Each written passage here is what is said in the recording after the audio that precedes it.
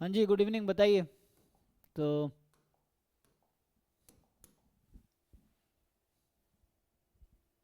कुछ पूछना है, डाउट किसी को? हाँ सर, भेज रहा हूँ आपको। अच्छा अच्छा।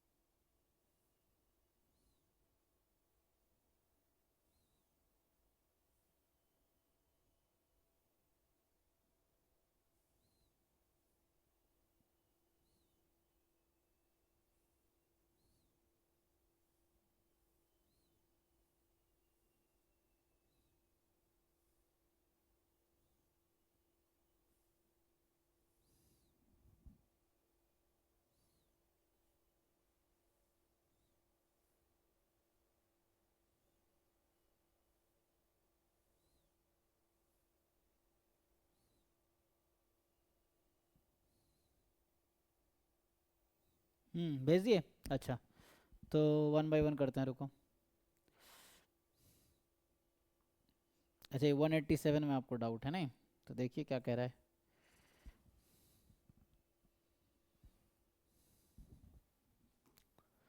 यह है कि X N be a sequence of random variable such that, है ना, probability limit of X N बराबर एक्स, ये ना, एन टेंस टू इन्फिनिटी हाँ सर, बराबर 1। तो ये तो डेफिनेशन है किसका? ऑलमोस्ट श्योर कन्वर्जेंस हाँ, का। Almost sure. तो ये गिवन है मुझे कि X N converges almost surely to X. Okay, तो पूछ रहा है पहला कि एक्सपेक्टेशन। अच्छा, तो अगर ऑलमोस्ट श्योरली कन्वर्जेंस है तो प्रोबेबिलिटी में भी कन्वर्ज करेगी, है ना? हाँ सर। अच्छा, तो किस ऑप्शन में डाउट है आपको इसमें? सब में या? हाँ मतलब सब में ओके, तो जैसे सी तो ऐसी दिख रहा है ना, हम इनसाइड ऑपरेशन करेंगे तो कोई दिक्कत होगी? नहीं सर, जैसे सी दोनों में, हो गया था, ए बी डी में था। ठीक है, सी हो गया। ओके, अब रह गया ए बी की बात करते हैं। देखो, तो ये जो है ना, अब ये जो ऑप्शन ए है, बी है और डी है, ये एक्सपेक्टेशन वाला है। तो एक्सपेक्टेशन में क्या होगा?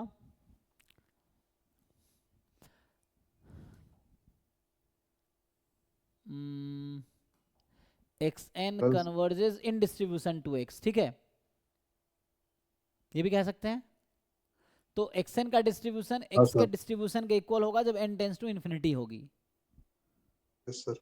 सो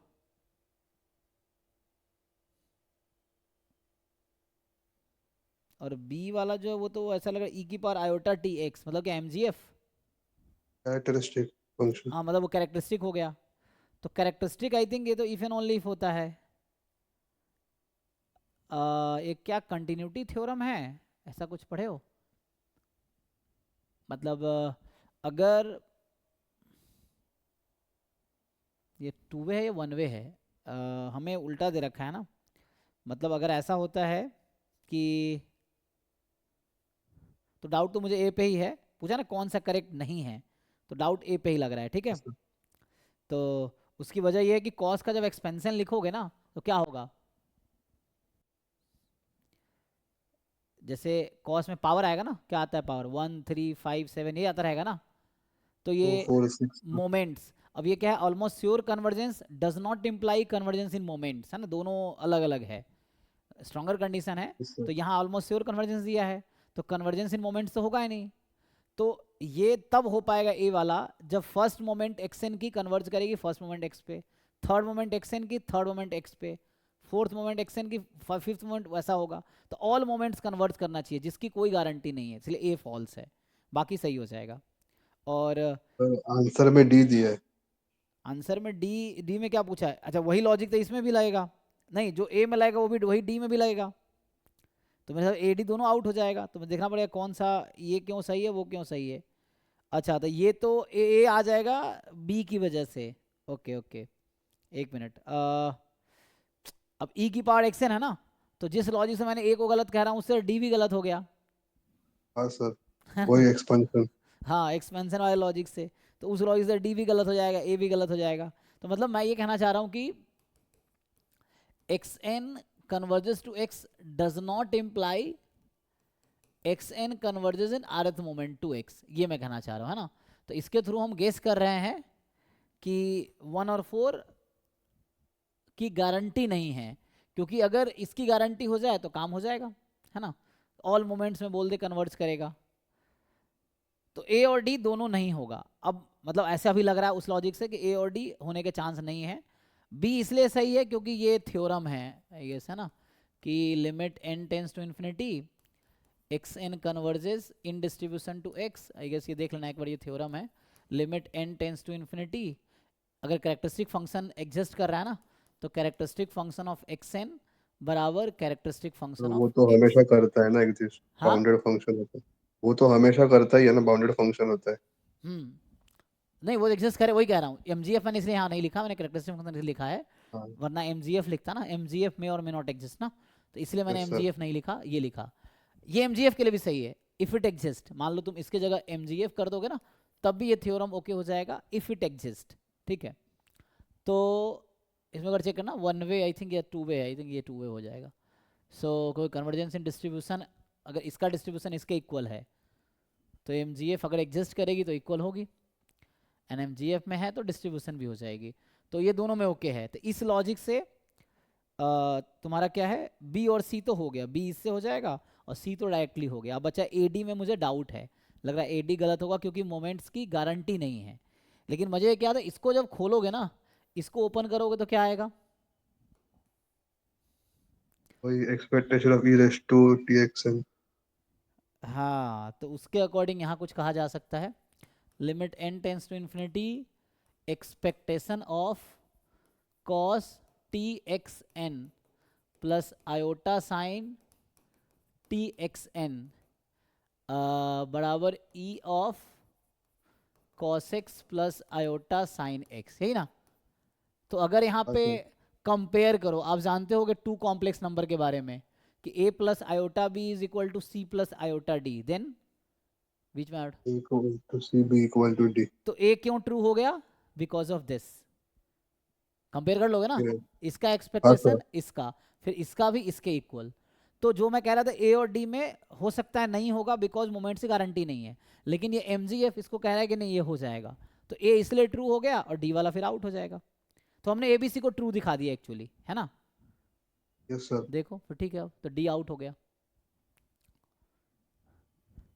अच्छा डी को मैं एक और तरीके से दिखा सकता हूँ, ये कुछ ऐसा है, अगर तुम डी ऑप्शन को देखो तो क्या ये ऐसा मैं कह सकता हूँ, M of X N at one, M of X at one, है ना, क्या हाँ। ऐसा लिख सकते हैं। बट वही लॉजिक है कि एम जी एफ के एग्जिस्ट करने की गारंटी मे और मे नॉट एग्जिस्ट। है ना, तो इसलिए दिक्कत है। ये तब होगा जब एम जी एफ एग्जिस्ट होने की गारंटी होगी, बट ई की पावर एक्स एन एग्जिस्ट करेगा इसकी कोई गारंटी नहीं है. सो इसकी कोई श्योरिटी नहीं है ना, है ना, नॉट ऑलवेज एग्जिस्ट. तो इसकी कोई श्योरिटी नहीं है बिकॉज एमजीएफ में और में not exist, characteristic function exist करेगा ही तो उसकी लिमिट इक्वल हो जाएगी. एमजीएफ एग्जिस्ट नहीं किया तो फिर कैसे होगा. तो जैसे एग्जाम्पल कॉची वाला एग्जाम्पल ले लो, तो कॉची कहीं ना कहीं ऑलमोस्ट श्योरली कन्वर्ज करेगी बट उसमें एमजीएफ एग्जिस्ट ही नहीं कर रहा, तो डी वाला ऑप्शन वर्क ही नहीं करेगा, तो इसलिए गलत हो गया. ओके आई थिंक हाँ, तो इसलिए हाँ डी सर. आउट. और सर सी में वही ना कि कंटिन्यूअस फंक्शन है तो वो भी करेगा कन्वर्स. सी में तो सी में. इनसाइड ऑपरेशन कुछ भी हाँ, लगा सकते हैं दोनों तरफ. हाँ, कंटिन्यूअस फंक्शन ई की है. पावर एक्स कॉन्टिन्यूस फंक्शन है, दोनों तरफ ऑपरेट कर दिया. क्योंकि ये अंदर ओके. हम तो ये तो हम इसको चेंज नहीं कर रहे, हम अंदर दोनों तरफ लगा सकते हैं. हाँ, कॉन्टिन्यूस फंक्शन में लिमिट को हम शिफ्ट कर सकते हैं इनसाइड आउट ना. हाँ सर वही. ये हाँ वही क्योंकि लिमिट पहले बाहर है, जब एक्सपोनेंशियल लगाया मैंने तो लिमिट बाहर आ जाएगा, एक्सपोनेंशियल के एक्सपोनेंशियल अंदर चला जाएगा बिकॉज इट इज कॉन्टिन्यूस. तो कॉन्टिन्यूस फंक्शन में लिमिट को तुम बाहर है ना शिफ्ट कर सकते हो. हाँ इसीलिए ठीक है. आते हैं दूसरे जिनका डाउट है उस पर. सो